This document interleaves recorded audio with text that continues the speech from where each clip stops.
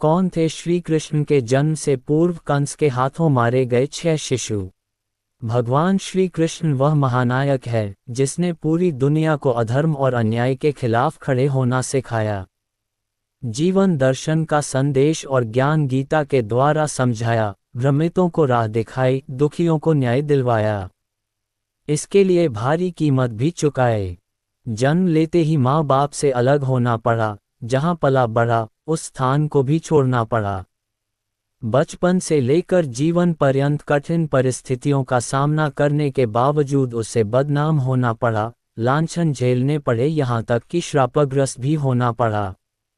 अपने जीवन काल में ही अपने वंश की दुर्दशा का सामना करना पड़ा, पर इस सब के बावजूद चेहरे की मधुर मुस्कान को तिरोहित नहीं होने दिया। कभी अपने दुखों की काली छाया अपने भक्तों की आशाओं पर छाने नहीं दी, क्योंकि सभी का कष्ट हरने के लिए ही तो अवतार लिया था।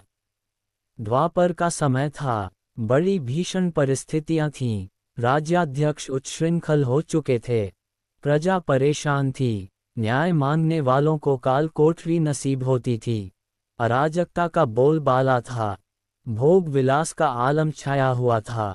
उस समय मथुरा का राज्य कंस के हाथों में था। कंस निरंकुश व पाषाण हृदय नरेश था। वैसे तो वह अपनी बहन देवकी से बहुत प्यार करता था, पर जब से उसे मालूम हुआ था कि देवकी का 8वां पुत्र उसकी मृत्यु का कारण बनेगा, तभी से उसने उसे काल कोठरी में डाल रखा था। किसी भी तरह का खतरा मोल न लेने की इच्छा के कारण कंस ने देवकी के पहले 6 पुत्रों की भी हत्या कर दी। कौन थे वे अभागे शिशु? ब्रह्मलोक में स्मर, उद्रीत, परिश्वंग, पतंग, क्षुद्रमृत व घृणी नाम के 6 देवता हुआ करते थे।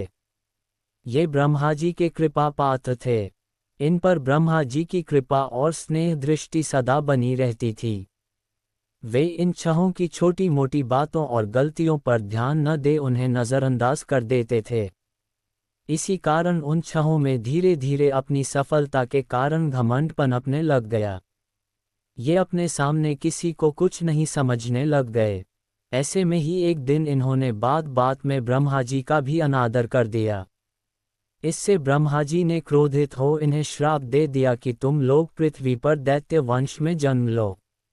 इससे उन 6 की अक्ल ठिकाने आ गई और वे बार बार ब्रह्मा जी से क्षमा याचना करने लगे।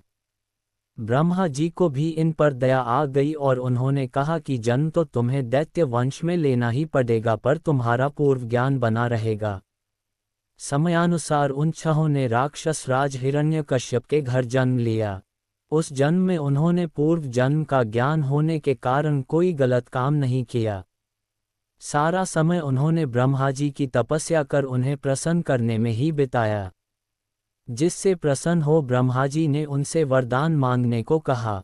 दैत्य योनि के प्रभाव से उन्होंने वैसा ही वर मांगा कि हमारी मौत न देवताओं के हाथों हो, न गंधर्वों के, न ही हम हारी बीमारी से मरें। ब्रह्मा जी तथास्तु कहकर अंतर्ध्यान हो गए। इधर हिरण्यकश्यप अपने पुत्रों से देवताओं की उपासना करने के कारण नाराज था।